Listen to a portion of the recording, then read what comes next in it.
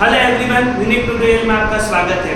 इनके साथ 10th standard के स्टूडेंट है और आपको डर लग रहा है कि आपकी पढ़ाई अभी तक बिल्कुल नहीं हुई है, तो स्टूडेंट आपको डरने की कोई बात नहीं है। आपको करना क्या है, आपको बस आपका दिवाली वैकेशन यूटिलाइज करना है।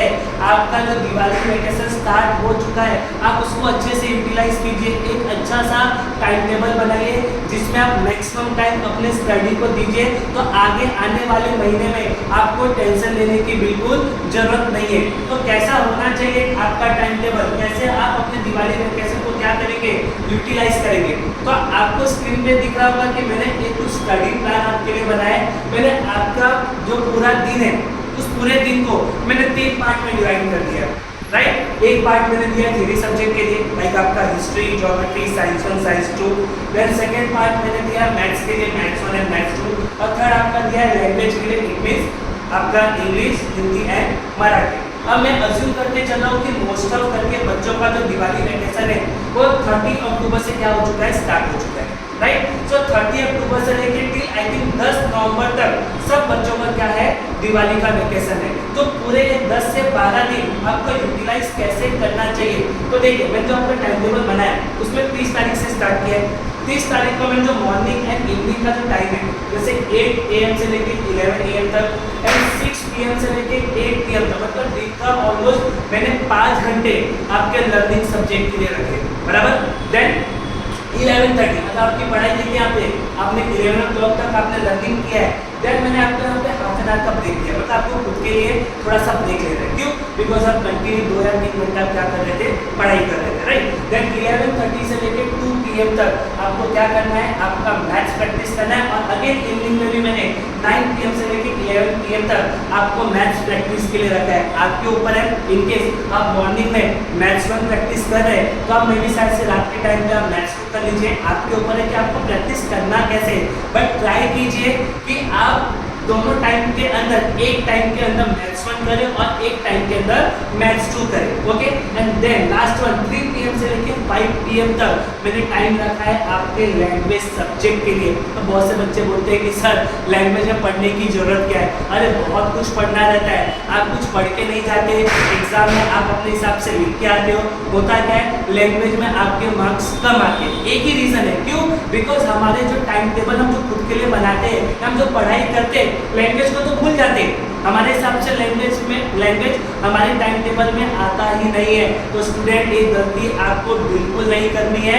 आपके टाइम टेबल में कम से कम 1 से 2 घंटा किस सब्जेक्ट के लिए होना चाहिए, लैंग्वेज के लिए होना चाहिए। मैंने आपके लिए जो टाइम टेबल प्रिपेयर किया है उसमें 2 घंटा मैंने क्या रखा है, लैंग्वेज के लिए दिया है, ठीक है। देन 31st की बात करते हैं, तो 31st का टाइम टेबल आप देखोगे तो थोड़ा सा मैंने आपको वहाँ पे फ्री रखा है। बोलोगे सर क्यों फ्री रखा है? बिकॉज मोस्ट ऑफ करके आप 31st को क्या सेलिब्रेट करने वाले हो, दिवाली सेलिब्रेट करने वाले हो।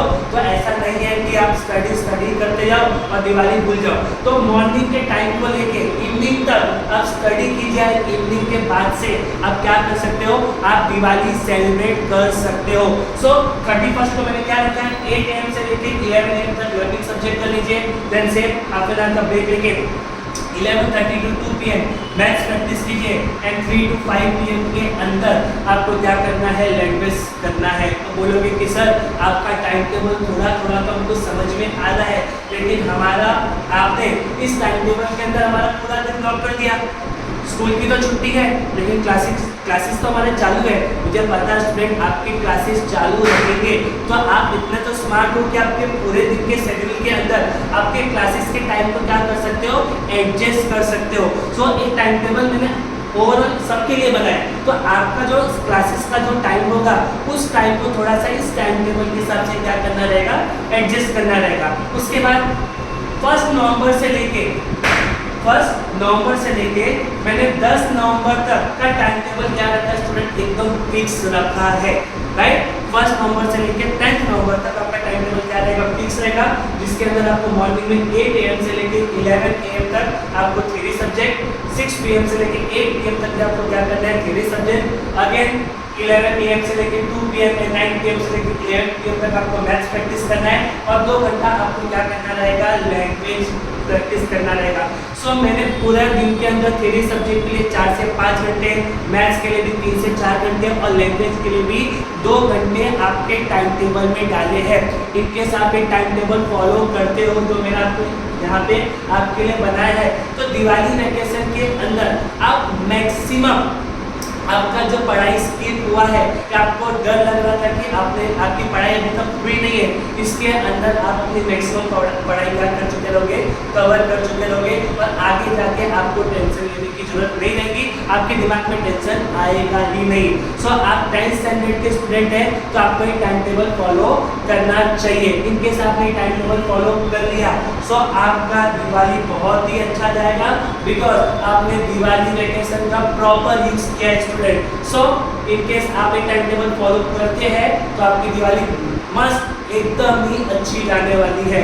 सो आज के लेक्चर में बस इतना ही, मिलते हैं नेक्स्ट लेक्चर में, तब तक के लिए bye, happy Diwali all of you.